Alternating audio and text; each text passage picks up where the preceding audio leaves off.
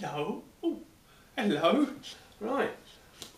I know I haven't read to you for a while, so I thought I'd get back into it again. Apologies for all the Winnie the Pooh fans.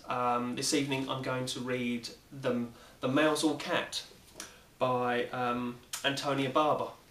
It's based on an old Cornish folktale, really, but absolutely fantastic. I read through it myself the other day and actually I started welling up at the end of it. Let's hope I'm not going to do that today. Here we go. At the far end of England, a land of rocks and moorland stretches itself out into the blue-green sea. Between its high headlands lie tiny sheltering harbours where the fishing boats hide when the winter storms are blowing. One of these harbours is so small and the entrance between its great stone breakwaters is so narrow that the fishermen call it the Mousehole. The people who lived in the cottages around the harbour grew fond of the name, and they call their village Mousehole to this day. They say it in the Cornish way, Mousehole, but you may say it how you choose. Once there lived in the village a cat whose name was Mouser. She had an old cottage with a window overlooking the harbour, and an old rocking chair with patchwork cushions, and an old fisherman named Tom. Mouser had had many kittens in her time, but they'd all grown up and left home. Her eldest son kept the inn on the quayside. He was noisy and smoky, and his man had once spilled beer on Mouser's head as he was drawing a pint. She didn't go in there very often. One of her daughters kept the shop on the corner. It was busy and crowded, and her lady had once stepped on Mouser's tail, and she was weighing out some vegetables. So she didn't go in there very often either. Sometimes Mouser felt that her children had not trained their people properly. Her own pet, old Tom, was very well behaved. He never spilled the cream when he was filling her saucer. He always stoked the range to a beautiful golden glow. He rocked the rocking chair at just the right speed. He knew the exact spot behind her left ear where Mouser liked to be tickled. What was more, he never wasted his time drawing pints of beer or weighing out vegetables. When he was not looking after Mouser, he passed the day in the most useful way possible.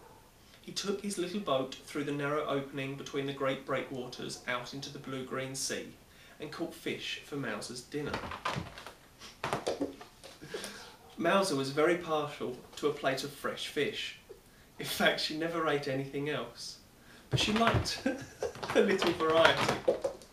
So on Mondays they made morgie broth, Mouser's favourite fish stew. On Tuesdays they baked hake and topped it with golden mashed potatoes.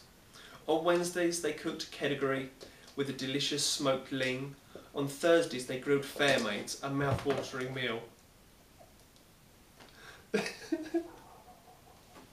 On Fridays they fried launces with a knob of butter and a squeeze of lemon. On Saturdays they soused scad with vinegar and onions. And on Sundays they made stargazy pie with prime pilchards in pastry.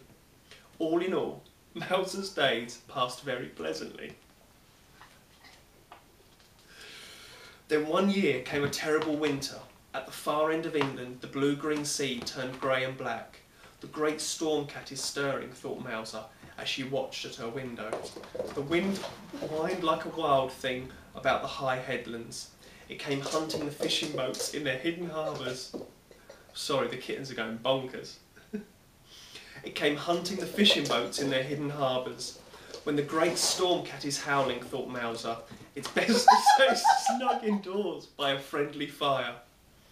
The sea drew itself up into giant waves and flung itself against the great breakwaters. All along the coast of Cornwall, the stone walls stood the shock. Then the sea sucked up its strength again and roared right over them, sinking the small sailing boats in their home havens, but it could not get into the Mousehole. Mouser watched as the great storm cat clawed with his giant cat's paw through the gap in the harbour wall, but it was too small. He snarled and leapt up at the great breakwater under the lowering sky, but it was too high. The fishing boats sat safe as mice in their own Mousehole, but they could not get out. And because the fishermen could not fish, there was no more food. They ate up the few vegetables that were left in the storm-racked gardens. They ate up the salty pilchards that were left in the cellars. Mouser hated vegetables, and the pilchards were too salty for her tastes. Soon there was nothing left. The cats and their people grew very hungry. Mouser sat by her window, staring out at the storm, and thought longingly of Morgie broth and stargazy pie.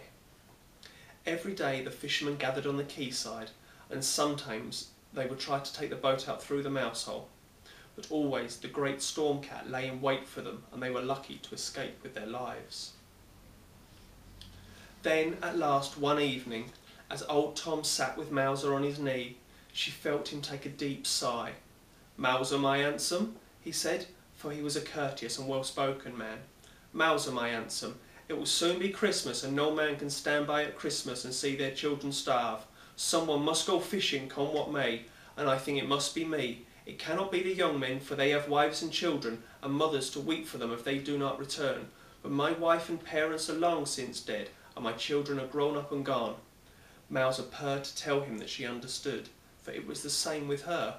"I shall go out tomorrow, Mouser, my handsome," said the old man, "and I shall not come back without a catch." Mouser purred louder to tell him she wanted to go with him, for he was only a man, she thought, and men were like mice in the paws of the great storm cat. Besides, she knew that if he did not come back, she would not care much to live in the cottage without him. There would be no one to pour the cream, or stoke up the range, or rock the rocking chair. There would be no one in all the world who knew just where she liked to be tickled behind her left ear. "Tomorrow night, Mouser, my handsome," he said, "we shall eat morgie broth, baked hake, ling and launces, fair maids and souse scad, and stargazy pie." Then Mouser purred, as if she would burst to tell him that she loved him more than any of these things. The next morning they set out very early, before the others were waking. Before they went, Tom stoked up the range and damped it down so that it would burn steadily until they returned. Then he hung a lamp in the window so that it would shine out across the harbour and light their way. As they reached the quayside, Mouser looked back through the wind and the rain and thought how warm and welcoming the window looked. I'm going to end it there for this episode, but if you enjoyed that, I'll probably read the second part of it in a second, so yeah, just follow on. And I do apologise for my Cornish accent. Thank you very much for listening.